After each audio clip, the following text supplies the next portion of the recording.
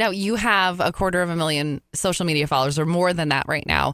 Where do you see yourself in the future? Where are you going with this? I've been reading a lot of comments because you did just have an article that was published on WJON where commenters are saying she needs to have a TV show with a network someday. So is that the end game? Have you thought about that at all? So many of my followers say that all the time. When I do a really impressive project, they're like, give Melissa a show, give Melissa a show.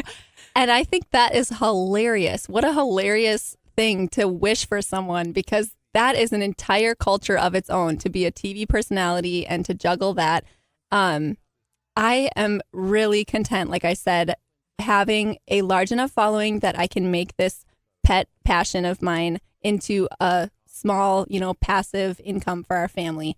That, I'm really happy with that. In fact, when I did my interview with WJON, Abby, the interviewer, was asking me what my goals were for my blog. And I was listing off goals I've had in the past. And I was like, oh my gosh, I guess I've met all of them. I need to come up with more goals because I don't know. So I guess I don't have a clear direction of where I think this is going to go, but I've been very careful about, picking my goals wisely so that it doesn't interfere with my life happiness or my life balance. Because definitely my number one priority is to be a stay-at-home mom for my kids and focus on raising them. Now, you're a mentor for a lot of people that watch you and want to do the crafts that you're doing. Do you have someone you look up to? Oh, definitely. For various things. There's a lot of bloggers in my circle. Some I look up to because of their style. Like my friend Lindy from Love, Create, Celebrate blog. Some I look up to because of their business acumen, like Lisa from Farmhouse on Boone. Definitely my mentors have been other bloggers. And when you start a blog, the blogging community is incredibly supportive. It's crazy. The culture amongst the blogosphere, they call it, is really, really, really rally behind other bloggers and build them up and help each other out, which is great. I don't think there's very many industries who are as involved and supported to each other. And I think that's probably because we don't know each other in real life. And so we have to go that extra mile to be especially kind and, build up those relationships via the internet. So for somebody that is out there thinking, this is kind of what I want to do. I've heard that from a lot of people that are maybe going to college right now or graduating from high school, and they're thinking, I want to do that on the internet. I want to be a vlogger or a blogger. What advice do you have for them? Yeah, so I do have some advice. I would say, like I said earlier, you need to have passion for whatever your topic you choose to be about. And I know that there's some people who really just get famous just from being truly a lifestyle blogger, just sharing images of what they're doing. But I think it's more likely that someone would get, be successful from picking a niche that they're particularly passionate about. Like for me, my niche is DIY and crafts. And I also, besides that advice, I have a bit of a warning that if you're just starting out or you view this as your goal, the learning curve is really, really, really steep. There are so many things that you have to be good at in order to do this. You have to be really good at photography. You have to be really good at marketing, really good at writing, great at coding, great at SEO, great at website building. There's so many things. I guess you don't have to be great at coding, but I will say it's been a huge help that my husband is a software engineer. I definitely think that it takes more time and more skills than people realize. And so for me, I started out with this very naive sense of what it was going to be like, and it was completely different. More than half of what I do is basically marketing and sales. Wow.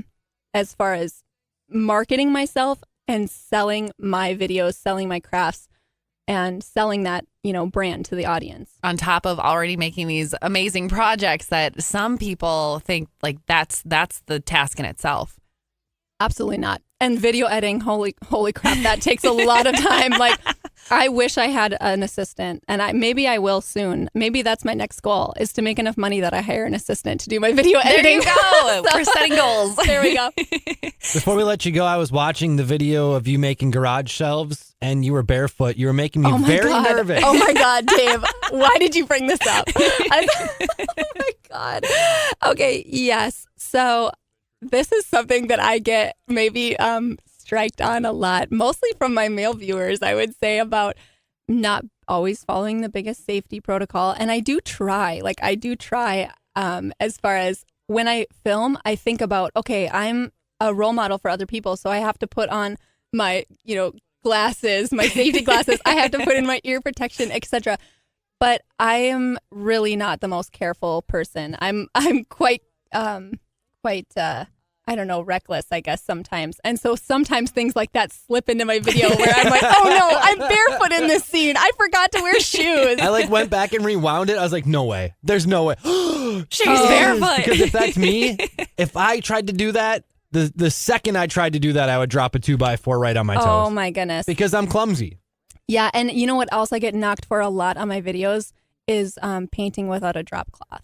I've noticed that. And I'm like, I could never pull that off. I don't think I've painted with a drop cloth for years because I never drip. And I'm a very good painter now. So I'm like, I just never think of it. And people are always like, wow, she's crazy. She's painting on on a room that's carpeted without a drop cloth. Melissa doesn't need training wheels, people, okay? No, it doesn't mean that you don't. But I still should wear shoes, I think. I still should wear shoes, probably.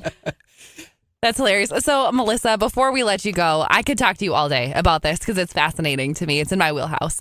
But is there anything that you want to tell us that we haven't asked you? Anything you think our audience should know? And please let us know how they can follow you on social media. Oh, yeah. Thanks for pointing that out, Ashley. So if you're more of an Instagram person, you can follow me at the handle Welcome to the Woods blog.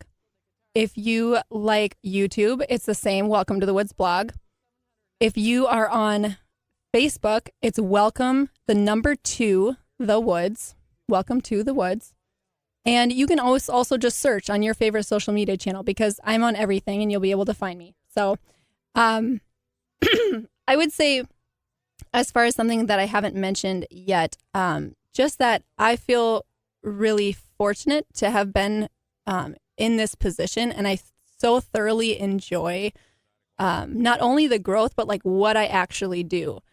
For me, the most rewarding part of it is to have this recognition and this sense of approval from the general public or my audience that what I'm doing is valuable, because it has been really interesting being a stay-at-home mom for the last 8 years almost.